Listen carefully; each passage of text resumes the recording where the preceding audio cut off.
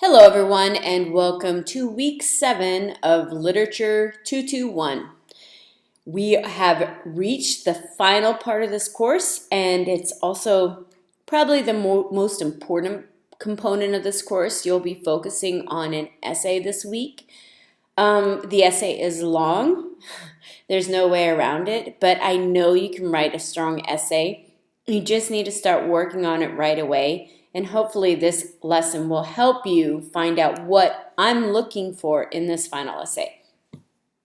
So let's kind of look at the lesson for this week. The lesson overview kind of gives you a list of what the deliverables are. I'm going to go ahead and click on next. Here are the reading. We're reading John Grisham, Sharon Olds, and a few of the other poets this week. I'm going to pull it up. You can grab the readings from right here, and the readings can be located once you click on that link. They're all located right in here. Okay, but also you have another focus, because once we get to, and let me open up the, I'll come back to this lesson in a second. In the forums, you also have some poets that you can choose for part 1, and you click on this list right here, and the list of poets will show up, and here they are right here. Okay, you can choose whichever poet you would like to focus on. It doesn't matter. Basically what you would need to do is you would need to copy and paste that particular poet into Google and search some of the poet's work. Okay. Let's go back to this forum. When you write your forum response this week, make sure it's focused more on the poetry of the author and less on the biography of the author. I'm not that interested in the author's biography or past. This is a literature course. I want you to keep your forum posts literary. And that holds true for part 2. Part 2, you're focusing on these authors, the ones that are directly within the reading, obviously not John Grisham, but the rest. All these authors, you need to make sure those are a focus in your forum response for part 2. And also, I would like for you to prove to me that you've actually read the poetry. So don't just give me a general response. I would like to see some specificity in your discussion forum post. Finally, for part 3, this is a more fun, perhaps, response. You're going to be reading John Grisham's essay on homelessness in Somewhere for Everyone. And so make sure to include his work in part 3. My favorite posts are those that devote equal amounts of time for each of these sections. So don't just write 195 words on John Grisham and then just a couple words on part 1 and part 2. Devote an equal amount of time for each section. Okay?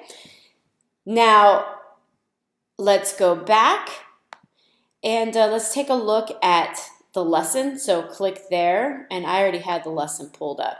So the lesson just kind of gives you some of the information that you need to be able to write the forum post, but it also will help you understand the essay as well. Just gives you a little bit of a background about how to approach these poems, which might help you for the essay.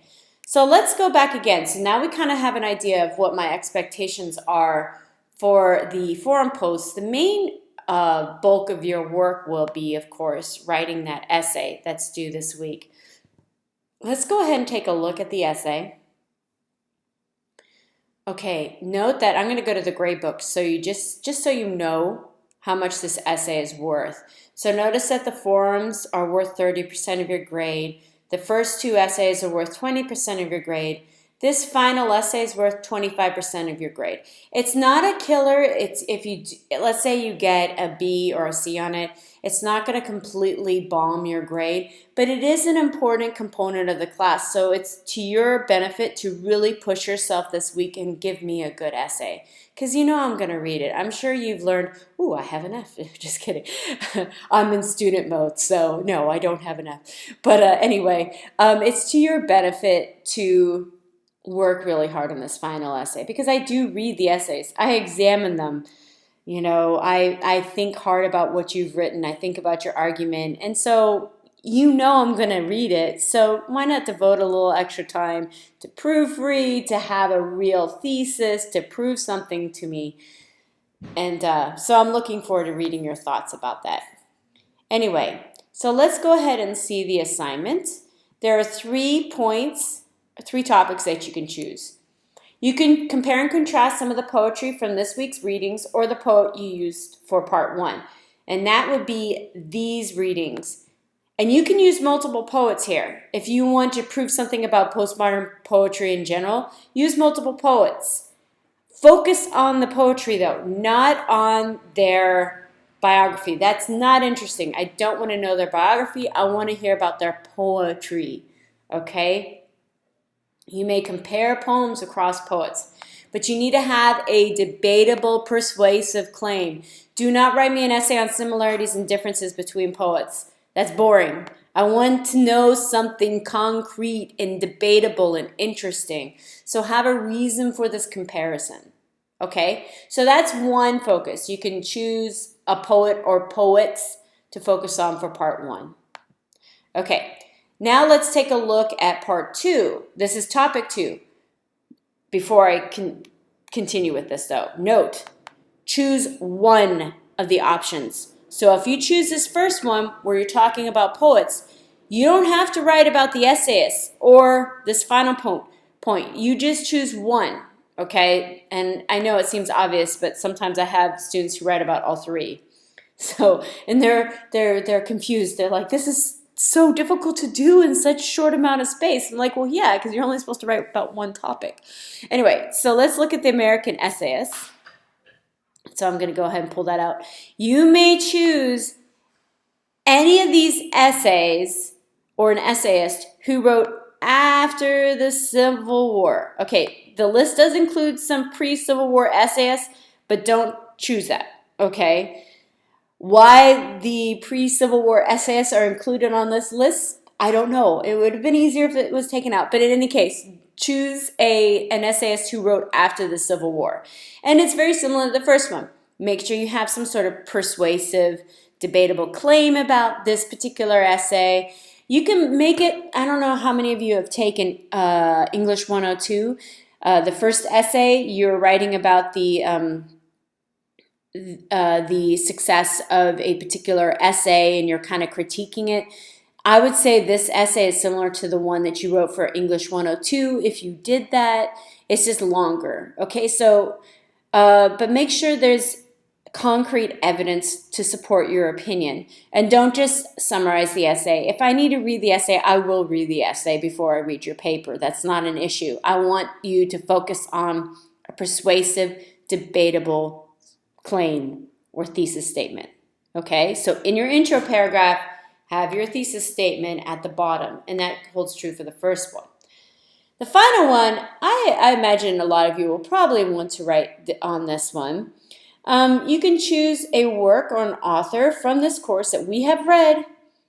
Okay, so an author that has been assigned in this course that you believe has had the most significance or just significance. I mean, it doesn't have to be the most because that's almost impossible to prove. Significant, you know, who has been a significant American author? And you can choose to write on that as well. I think that's an interesting topic as well. All right, so I'm going to go back to all of these, but note that this is the word count. It's a lot of words. This is where if you're shooting for an A, you need to somehow hit closer to this. If you're shooting for a C or an average grade, you somehow need to hit this. Okay, and it explains that there. It needs to be written in third person, avoid first person and second person. And I'm just going to bring up the rubric. I have been using this rubric all semester, but here's the rubric. If you have any questions about what my expectations are for grading, just let me know. Now, it says that the essay, if you decide to use outside sources, you need to use peer-reviewed sources with the exception of, I believe it's the final one. Let me make sure. Okay. Reliable open web sources may be used for prompt 3. Okay, so just keep that in mind that you may use open web sources for this final one. If you decide to use additional sources, and I encourage you to do so, I'm going to show you something real fast. There are a few databases that you might find particularly helpful. So go to the APUS library, click on A through Z list, locate JSTOR. This particular website or database is very helpful, for it has a lot of peer-reviewed discussions on the literature that we've read this semester. So I'm going to go ahead and put in, let's say you decide you wanted to write something on Sharon Olds. So hopefully we get something. Okay. So this is actually written by Sharon Olds, but let's say you wanted to use it. Well, if you decide to use it and you need to cite it, click on Cite This Item and then use MLA at the top. It formats a citation for you. Okay, I hope you find this little lesson helpful, or found this little lesson helpful. If you need any help, though, please feel free to ask me in the forums. I'm online. You know I'm online all the time. So if you have a general question, please go to the course question area. I'm sure your question will be everyone else's as well. But if you have a personal question, feel free to send me a message. All right, good luck with everything you have due this week. If you need help, just let me know. Bye.